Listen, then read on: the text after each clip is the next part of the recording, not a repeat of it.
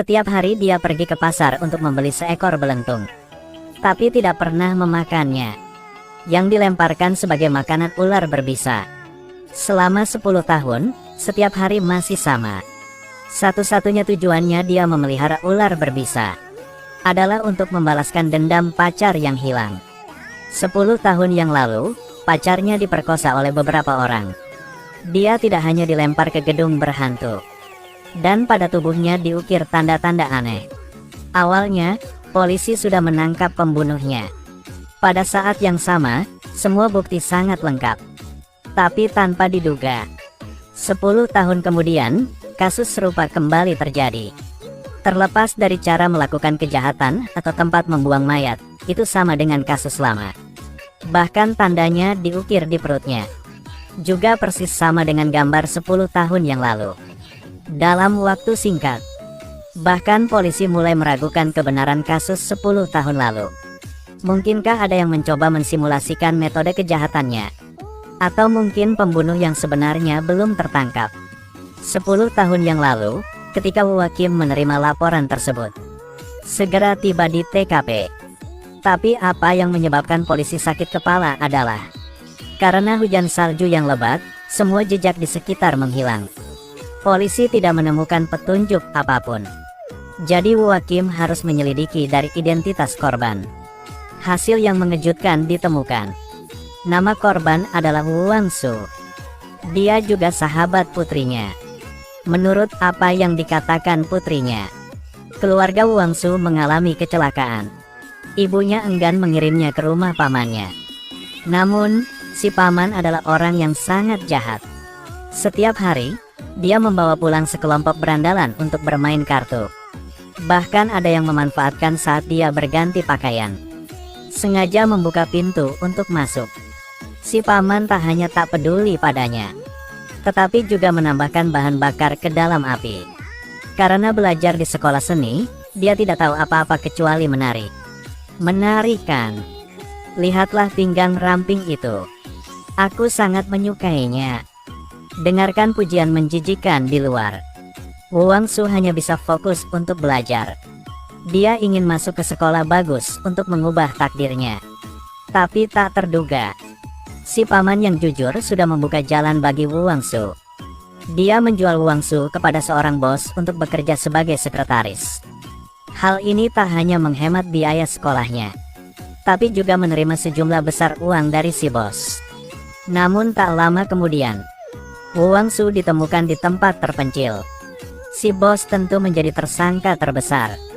Tapi setelah Wu Kim selesai menyelidiki, dia tahu pada hari Wu Wangsu dibunuh dia tidak ada di sini.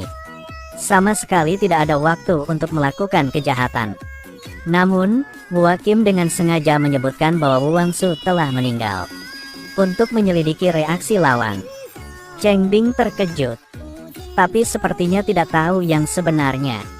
Namun pada saat itu Wu Kim hendak pergi. Tidak sengaja melihat ular berbisa yang dibesarkan Cheng Bing. Wu Kim tidak terlalu banyak berpikir. Dia hanya menganggap hobi orang ini agak aneh.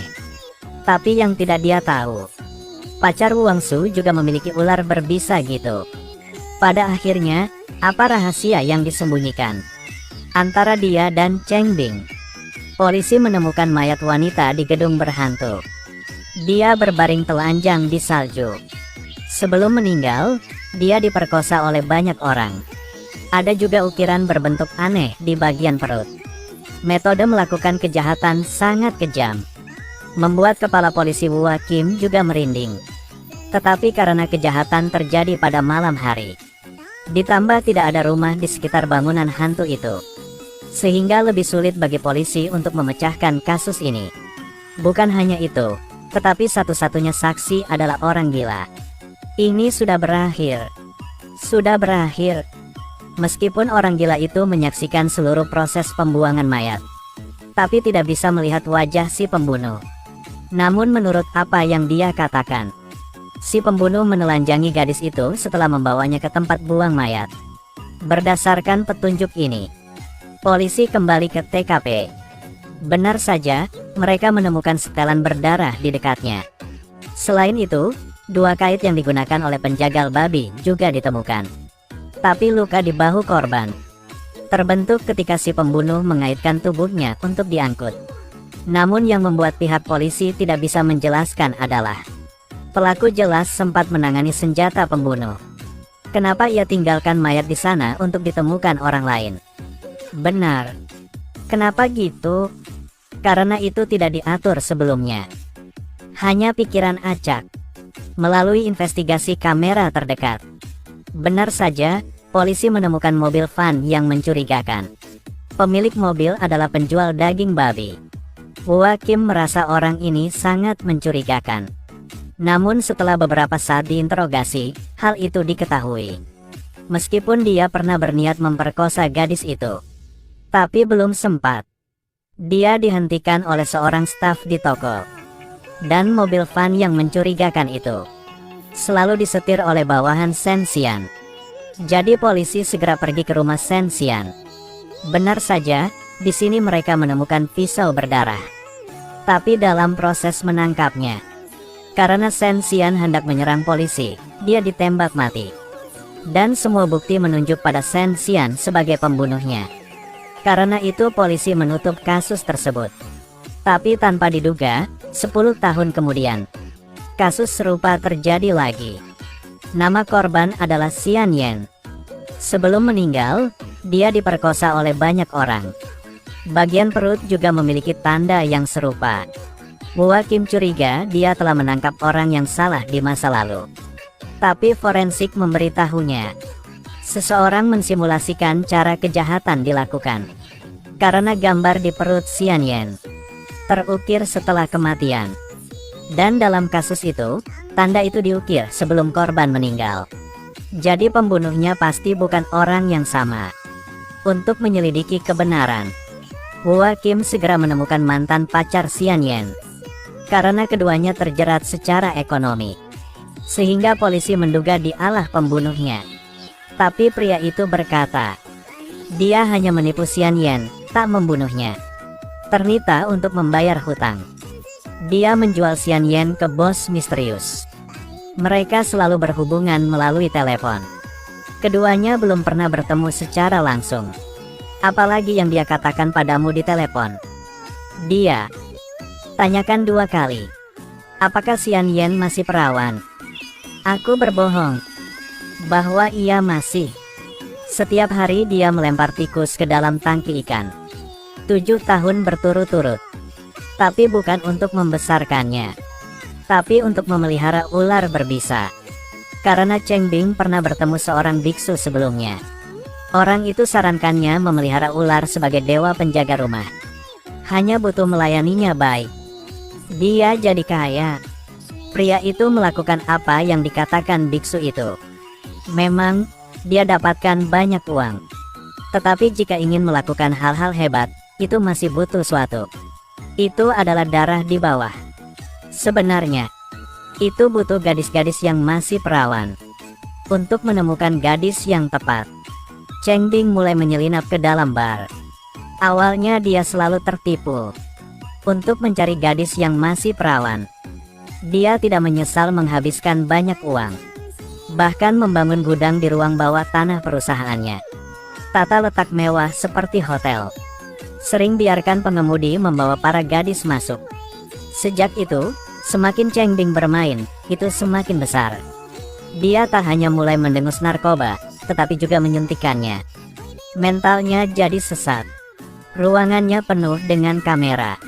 Digunakan untuk merekam proses dia menyiksa gadis-gadis itu.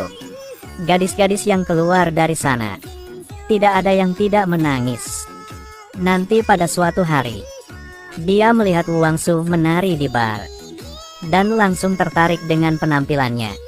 Awalnya ia ingin suruh pengemudi untuk meminta nomor HP-nya, tetapi ditolak oleh Wang Su. Karena dia hanya kerja paruh waktu di sini, tidak ingin menjalin hubungan dengan bos besar manapun. Namun, pamannya tidak berpikir gitu. Dia ingin menyenangkan Cheng Bing, bahkan demi menghasilkan uang. Dia bahkan menjual keponakannya sebagai sekretaris Cheng Bing. Awalnya Cheng Bing menipu Wang Su, katanya. Minum saja dan bernyanyilah bersamaku. Setelah selesai, ku akan memberimu 10.000 yuan. Saat itu, Wu Wangsu sangat membutuhkan uang ini. Jadi dia setuju dengan Cheng Bing. Akibatnya, dia masuk neraka. Dia dikurung di ruang rahasia, disiksa selama 5 hari. Saat itu, tidak hanya rekan bisnis Cheng Bing masuk ke ruangan. Seluruh prosesnya juga direkam kembali. Setelah itu, Wu Wangsu mendapat 10.000 yuan seperti yang dijanjikan. Tetapi dia tidak memanggil polisi. Malah masuk ke toko yang menjual peralatan medis. Ternyata belum lama ini, pacar Wu Wangsu menjadi tuli karena ledakan. Dia ingin membelikan Shen Li alat bantu dengar. Tetapi harga peralatan ini mencapai 8,9 ribu yuan. Ini keluar jumlah tabungan Wu Wangsu. Itu sebabnya dia mengambil risiko untuk memenuhi permintaan Cheng Bing. Pikir pihak lain hanya bernyanyi dan minum. Namun, kenyataannya 10 kali lebih menakutkan dari yang dia kira. Bahkan melarikan diri pun sulit. Sampai 5 hari berikutnya, Wu Wangsu akhirnya dibebaskan. Tapi segera kehilangan harapan untuk hidup ini. Tapi dia tetap tidak melupakan janji dengan kekasihnya. Tunggu aku membelikanmu alat bantu dengar terbaik, supaya kamu bisa mendengarnya. Setelah membeli alat bantu dengar, dia terus berjalan ke toko pestisida. Karena tak terima kenyataan di mana dia diperkosa, Wu Wangsu tuangkan botol pestisida sedikit demi sedikit ke dalam botol kok. Dan kemudian diminum tanpa ragu-ragu. Tidak ada yang tahu apa yang dialami gadis ini. Tapi matanya yang kosong. Tampaknya ada tekad yang jelas untuk bunuh diri. Gadis menyeret tubuhnya yang berat ke rumah bata. Membantu pacarnya pakai alat bantu dengar yang dia mengorbankan nyawanya untuk didapatkan. Shen Li akhirnya mendengar suaranya. Tapi apa yang dia dengar adalah rasa sakit yang dialami Wu Wangsu selama beberapa hari ini. Aku sudah membeli alat bantu untukmu, tetapi tidak cukup uang. Dia bilang hanya bernyanyi bersama dengan dia, lalu makan. Lalu dia akan memberiku 10.000 yuan. Tapi ada banyak orang yang tak aku tahu. Aku selalu memejamkan mata, berharap semuanya segera berakhir. Wu Wangsu ingin menunggu setelah Shen Li dewasa. Dia akan memberikan tubuh dan jiwanya untuknya. Tapi karena diinjak-injak Cheng Bing, sekarang dia dalam keputusasaan total. Shen Li, aku tidak ingin hidup lagi, Shen Li. Mendengar apa yang dialami Wu Wangsu, Shen Li tidak ragu. Minum semua botol kok di atas meja. Baginya, dunia tanpa Wu Wangsu tidak ada artinya. Dia rela mati bersamanya. Namun, takdir selalu mempermainkan orang pada saat yang genting. Wu Wangsu tidak tahu dia telah membeli pestisida palsu. Waktu racun beraktif. Memakan waktu lebih lama dari yang dikirakannya. Obat palsu tidak membunuh orang, tetapi itu menyebabkan si peminum hidup lebih menderita daripada mati. Mungkin karena tidak ingin melihat Wu Wangsu menderita, Shen Li membantunya bebas. Itu juga kebenaran kematian Wu Wangsu. Tidak lama kemudian, saudara laki-laki Shen Li muncul tepat waktu. Dia melihat bahwa Wu Wangsu telah berhenti bernapas. Dan Shen Li sepertinya masih hidup. Ia segera membawa adiknya ke rumah sakit untuk mencuci ususnya. Berkat itu, Shen Li terselamatkan. Tapi Wu Wangsu telah sepenuhnya meninggalkan dunia ini. Shen Xian ingin mencari tempat untuk menguburkan Wu Wangsu. Namun tak disangka di tengah jalan bertemu polisi. Shen Xian harus mengubah rencananya. Dia sementara meletakkan mayatnya di gedung berhantu. Shen Xian berencana untuk menangani jenazahnya keesokan harinya. Tetapi tidak menyangka mayat itu ditemukan begitu cepat, yang juga ditetapkan sebagai tersangka. Akhirnya dibunuh oleh Wu Hakim. Karena itu, Shen Li tidak mempercayai polisi lagi. Dia memutuskan untuk mengandalkan dirinya untuk membalaskan dendam Wu Wangsu. Dia tahu Cheng Bing suka memelihara ular berbisa. Jadi dia berpura-pura menjadi penjual ular. Kebetulan pada waktu itu karena beberapa alasan, Cheng Bing berniat berbisnis sementara waktu. Jadi dia minta Shen Li membantunya merawat ular untuknya. untuk membalaskan dendam Shenli yang telah bersembunyi selama 10 tahun. Hingga suatu hari kesempatan yang ia tunggu selama 10 tahun akhirnya datang. Jadi dia segera mulai bertindak. Pada saat yang sama, Sheriff Wakim juga merasa ada yang tidak beres. Saat melihat para tersangka satu persatu dibunuh pada hari yang sama, dia akhirnya sadar bahwa seseorang dengan sengaja membalaskan dendam Wang Su. Hari apa hari ini? Tanggal 10 Desember. Wakim teringat Cheng Bing yang keberadaannya tidak diketahui. Bersama dengan apa yang diselidiki di desa Wasan. Di sana, meskipun sepi, tidak ada orang, tapi penuh dengan kamera. Jadi Wakim dengan berani berspekulasi. Kemungkinan besar Cheng Bing dikurung oleh Shenli di desa Wasan. Hari ini mungkin adalah hari terakhir Cheng Bing. Pria itu diikat dan dilempar ke tengah jalan. Dia masih tidak mengerti apa yang sedang terjadi. Lalu dia ditabrak mati oleh sebuah mobil. Korban ini menjadi hadiah yang diberikan pelaku kepada kekasihnya yang telah meninggal bertahun-tahun lalu, Wang Su. Untuk membalaskan dendamnya, Shenli bekerja sama dengan sahabat Wang Su, Zhang Su. Setiap kali dia berulang tahun, mereka akan membunuh satu orang untuk menyembah jiwa Wang Su di surga. Ada yang dikunci dalam freezer sampai mati. Beberapa orang terlempar ke lubang es. Meskipun mereka berhasil membunuh beberapa si bajingan, tapi Cheng Bing, orang paling bersalah pada Wang Su, masih bersembunyi di negara asing dengan bebas. Sampai 10 tahun kemudian, Shenli akhirnya menunggu hari di mana Cheng Bing kembali ke negeri. Dia segera mulai bertindak. Tapi sekarang dia belum membunuh Cheng Bing, karena Cheng Bing punya video proses pemerkosaan Wang Su. Untuk memaksanya menyerahkan video itu, Shenli membuat segala macam ancaman. Tetapi pihak lain tetap menolak untuk mengaku. Shenli hendak menembaknya. Tanpa diduga, tembakan itu terdengar oleh orang lain. Baru saja tiba di sini, Wakim mendengar suara berisik. Segera mengirim orang ke dalam. Tapi sekarang Cheng Bing diseret ke atap. Shenli mengerti jika dia tidak membunuh Cheng Bing hari ini, pihak polisi paling banyak akan memberinya 10 tahun penjara. Yang lebih penting, video yang disembunyikan Cheng Bing pasti akan ditonton ulang sebagai bukti. Jadi dia memutuskan untuk mati bersama Cheng Bing, bahkan dengan mengorbankan nyawanya. Shenli juga tak ingin video itu dirilis. Itu juga hadiah terakhir yang dia berikan kepada Wang Su. Semua yang aku lakukan, semua karena menjaga senyum itu. Aku tidak mengizinkan hal-hal kotor dan menjijikkan. Hal-hal jahat mencemarkannya lagi. Tidak lama kemudian, polisi tiba di rumah Shenli untuk menyelidiki. Namun, hal yang mengejutkan adalah video yang dicari Shenli selama 10 tahun. Tepat di bawah lemari ular berbisa Cheng Bing. Sesuatu yang telah dicari Shenli selama 10 tahun. Tepat di depan matanya. Shenli melindunginya selama 10 tahun agar tak dilihat orang lain.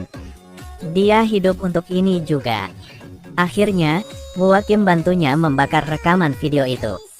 Juga membantu Shenli memenuhi keinginannya. Meskipun keduanya hilang dari dunia ini, tetapi di masa depan, setiap ulang tahun Wang Su tiba, Shenli akan berada di sisinya.